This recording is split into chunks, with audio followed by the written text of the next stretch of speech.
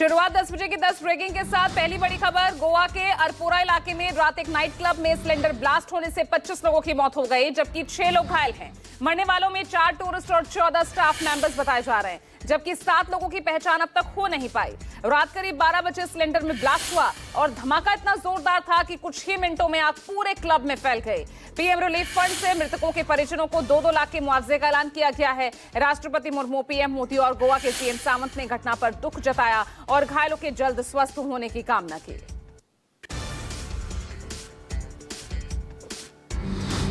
दूसरी ब्रेकिंग, कोलकाता के brigade ground में आज सामूहिक गीता पाठ का आयोजन। भारी संख्या में लोगों के पहुंचने का सिलसिला जारी है।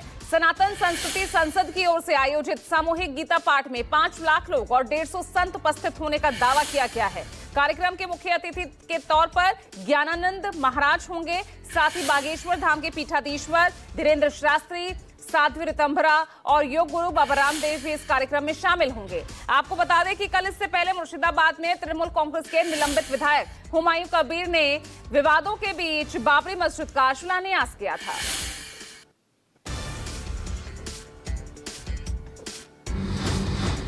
तीसरी ब्रेकिंग, पश्चिम बंगाल के मुर्शिदाबाद में निलंबित टीएमसी विधायक हुमायूं कबीर द्वारा बाबरी मस्जिद की आधारशिला रखने के बाद राजनीति एक बार फिर गर्मा गई है।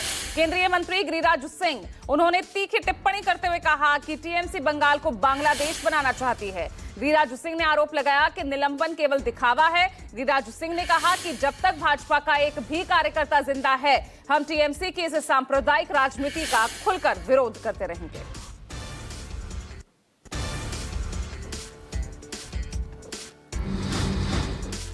चौथी ब्रेकिंग, इंडिगो संकट अब भी बरकरार। सरकार ने इंडिगो को आदेश दिया है कि सभी कैंसिल और डिस्टर्ब हुई उड़ानों के टिकटों का रिफंड आज रात 8 बजे तक पूरा किया जाए। डीजीसीए ने इंडिगो के सीईओ को शो कॉज नोटिस जारी किया है। ये नोटिस उड़ानों में लगातार हो रही देरी, रद्दीकरण और अन्य ऑपरेशनल गड़बड़ियों के संबंध में दिया गया।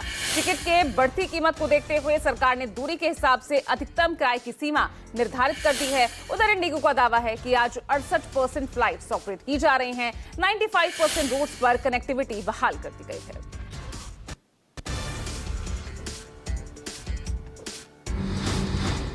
पांचवी ब्रेकिंग, मंगलवार को सदन में एसआईआर पर चर्चा है और उससे पहले सियासत थमने का नाम नहीं ले रही। सपा प्रमुख अखिलेश यादव ने एसआईआर को लेकर एक बार फिर से केंद्र सरकार पर निशाना साधा। सपा मुखिया अखिलेश यादव ने एक बार फिर से दोहराया कि एसआईआर के बहाने बीजेपी वोट काटना चाहती है। ऐसे में संविधान कमजोर होगा, जिससे लोकतंत्र कमजोर होगा। हालांकि इसका जवाब डिप्टी सीएम ब्रजेश पाठक ने दिया और कहा कि सपा हार का बहाना खोज रही है।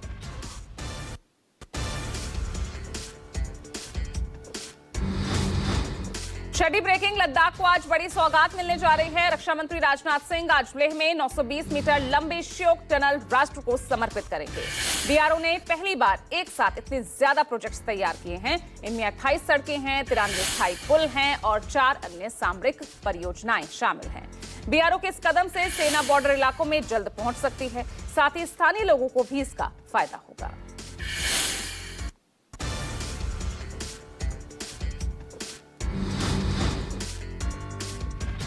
सातवीं ब्रेकिंग, दक्षिण अफ्रीका के प्रिटोरिया शहर में अंधाधुंध गोलीबारी हुई।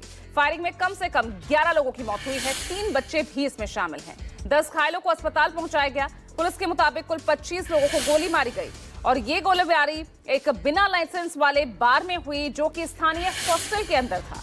घटना के बाद पुलिस ने तीनों संदिग्धों की तलाश शुरू कर दी है।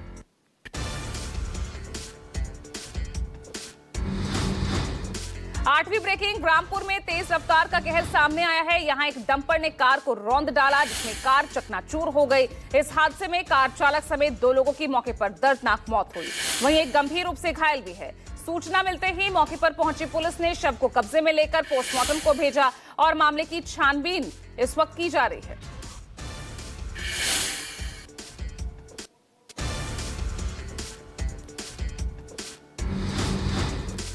नौवीं ब्रेकिंग, देश के उत्तरी राज्यों में जहां शीतलहर का प्रकोप जारी है, अब 3 राज्यों में बारिश की चेतावनी भी जारी की गई है।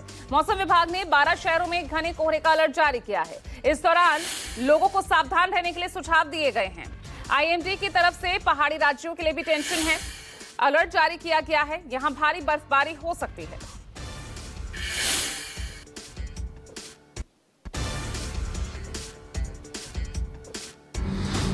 और 10वीं ब्रेकिंग, भारतीय टीम ने दक्षिण अफ्रीका को तीसरे और आखिरी वनडे में 9 विकेट से करारी शिकस्त दी। इस जीत के साथ ही भारत ने 3 मैचों की वनडे सीरीज 2-1 से जीत ली है।